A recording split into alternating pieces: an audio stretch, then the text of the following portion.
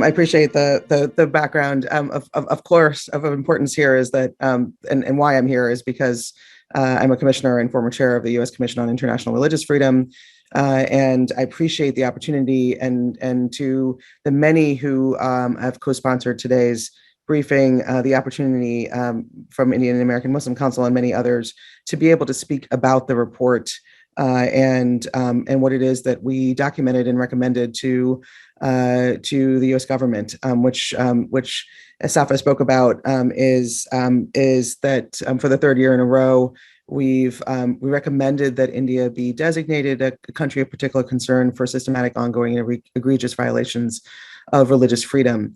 I want to talk about sort of what are the underlying reasons for that recommendation, and I think we can talk about them in sort of three different categories. Certainly, one of the first and most pressing in 2021 is the ways in which there were laws that were used to silence critical voices, and that's not only voices of religious communities around India, but also those who are advocating for religious communities around India and or supporting those communities. And so the ways in which that was happening are under a few different laws, and the laws and the ways in which they're being implemented. These laws have been around for a long time, but the ways that they're being implemented right now are part of the systematic way in which we're concerned about what's happening in India. And so the Unlawful Activities Prevention Act and sedition law are ways in which there have been many who have been detained, who have been threatened with complaints, formal complaints, who have been harassed because of the ways in which they've spoken out or documented violence, hate, the intimidation, fear that is going on in religious communities.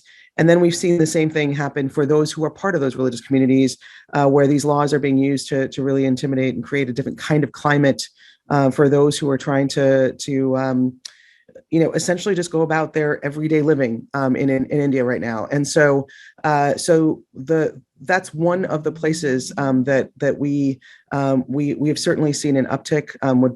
Would be an understatement in terms of the ways in which those laws are being used. And as well, the Foreign Contributions Regulations Act, and that is an act again that has been around. There were amendments made to it last year, but in 2020. But in some ways, what's happening with FCRA is the way in which it also has been used to cut off support and funding to at the end of 2021, 6,000 organizations. A number of those organizations are ones that work in and support religious minority communities. There are also organizations that are themselves just trying to provide basic services, and to have a situation in which their lifeline is being cut off and or questioned for a whole, we don't know why it is that these 6,000 organizations were targeted under the FCRA. But for example, human rights organizations like Oxfam and I think probably the most prominent example, Missionaries of Charity, was denied a license after outcry, ended up getting that license renewed under the FCRA. But we see the ways in which that played out for, particularly during the time of COVID, for so many ways in which people are trying to support, organizations that are in communities, Christian communities, Muslim communities, Sikh communities, and many other Dalit communities who are trying to support those communities and their ability to thrive. So that's one way. The second way, which has been the focus of some of our reports in the last couple of years, is the way in which the government and is not only engaging in, but one of the ways in which we determine whether or not a country is engaging in systematic, ongoing, egregious violations is not only if they're engaging in, but they're tolerating those kinds of violations. And so one of the other areas in which we're seeing this is this move towards India being seen and this vision of an overtly Hindu state, and the ways in which other communities are being communities within India, not others, but are being othered by the government. And so we see that in a couple of different ways. We've seen it with the Citizenship Amendment Act and this questioning of the citizenship of those who have resided within India for decades, and the suggestion that those who are non-Hindu, their citizenship is in question. That is being done, in Assam, and continues. And one of the things that we document in our report is the ways in which those harms have reverberated for those whose citizenship and right to belong within India have been questioned. It has allowed, and I'll talk about this in a moment, for people to believe that those who are part of non-Hindu communities or Dalit communities, that they somehow have open season in terms of violence or targeting of those communities. And then we're also seeing the ways in which the continued passage at the state level of anti-conversion laws, which in and of themselves may look as if they are treating everyone equally, but the ways in which they are being used, in particular public notice requirements that say if someone is getting married, that there's a notice of that. If they are marrying across religion, that it too has suggested that the very idea that someone would convert to a different religion is something that should be treated as a security threat, as something that that is a target for the government, but it's also been a target for violence as well. And so the proliferation of anti-conversion laws that are broader and broader in terms of what it is that they prohibit and the ways in which they're creating this feeling and this energy that those who may even consider converting to a different religion, that they should be stopped from doing so, and that in doing so they are somehow engaging in dangerous or prohibited behavior. That is another way in which there is a very different kind of environment being created within India. And the last place, which is what is being facilitated by the laws and the way in which they're being implemented, is certainly the kind of violence that we're seeing around India, and that means the attacks on places of worship, the suggestion, and let me just go back for one moment. Part of what we're seeing under this idea that conversion is a problem in and of itself is that there are reports of in Karnataka, for example, of officials going door to door and checking whether people have converted, which is something that has come from is a tactic and a process that has been used in authoritarian regimes in the past to great danger and violence. And so we're seeing that kind of so again, this environment that we're in is creating a situation in which there is a prolific amount of violence going on around India that is targeting and focused on mob violence, but also violence that is being tolerated, engaged in by officials at different levels, that is being perpetrated around India, and particularly again against Muslims, Christians, and other religious communities, and that violence and this idea of the ways in which hate is proliferating is again what underlies the reason why we made the recommendation that we did, and so. This is different. It is building. It's different than it has been in years past, but it's building in ways that are certainly of concern, i.e., that anyone who is trying to speak out about what is happening within the country, who is trying to advocate, who is trying to protect, who is trying to ensure that that the communities can live freely and be safe when those communities are non-Hindu communities. The way in which that's playing out across India, not just in some of a few states, is of grave concern to USCIRF, and very much the reason why we once again had to make the recommendation that we did. So I'll stop there. I'm very excited to hear from others of the panelists and appreciate the opportunity to talk about the report. I will direct the first question to Anurima. The U.S. Department of State, as we've heard, has twice refused to accept the CPC recommendation for India. What hopes do you have for this year's recommendation? I mean, we don't know how the State Department or the administration is going to take the recommendation. Certainly, one of the things that's really important about having USCIRF is that we can focus our what we're documenting and what our recommendation is on what's happening with regards to religious freedom and religious communities, and don't have to take account of I think the many different factors. And I know there's some questions that have come up about what it is that the United States government may be considering when it's taking account of these recommendations. Obviously, they consider many different factors, including what's going on in the region, and the politics and the economic factors as well. And so we don't know how that will play out, but certainly on the religious freedom end, part of the continuing goal for USCIRF is to make the recommendations to be very clear about why it is that those recommendations are being made, and to do so not only to the administration, but also to Congress. And we've seen certainly some of the ways in which members of Congress and those who are here at this congressional briefing have reflected on what it is that is going on within the country. So yes, we don't know what our job is to make the recommendation and to hope that that there's a documentation from a U.S. government body of what's going on in the country. Thank And you so let me just answer one part. Ajit, let me just respond to one part of the recommendations you made.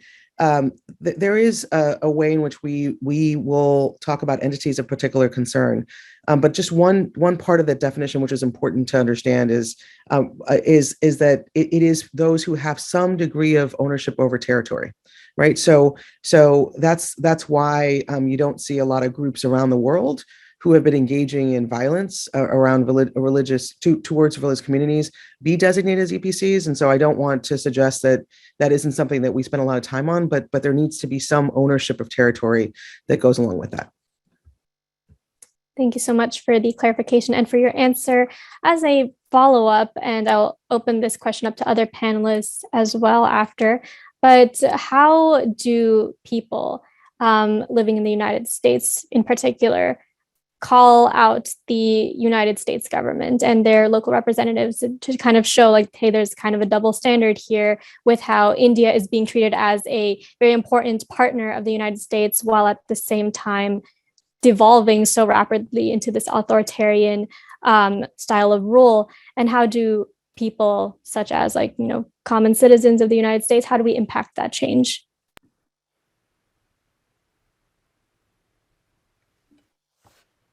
I mean, I think all of us probably have some suggestions on that front, but let me just say, I think it's been extraordinarily helpful throughout the last many years to have organizations for in particular individuals, those who are experiencing violence, to be able to raise those concerns directly. I think that there's a sense that that those who are in the government already know, but it is we really do rely on so much of the work and the opportunities to engage with those on the ground. And so I just really want to encourage people to reach out, to make sure that your voices are being heard, even when you feel like you're not sure what's going to come of it, because some of what is important to continue to have happen is for those who, again, we are in a situation in which those who are within the country are having a hard time having their voices be heard, right? Because of the ways in which they're being attacked. And so I think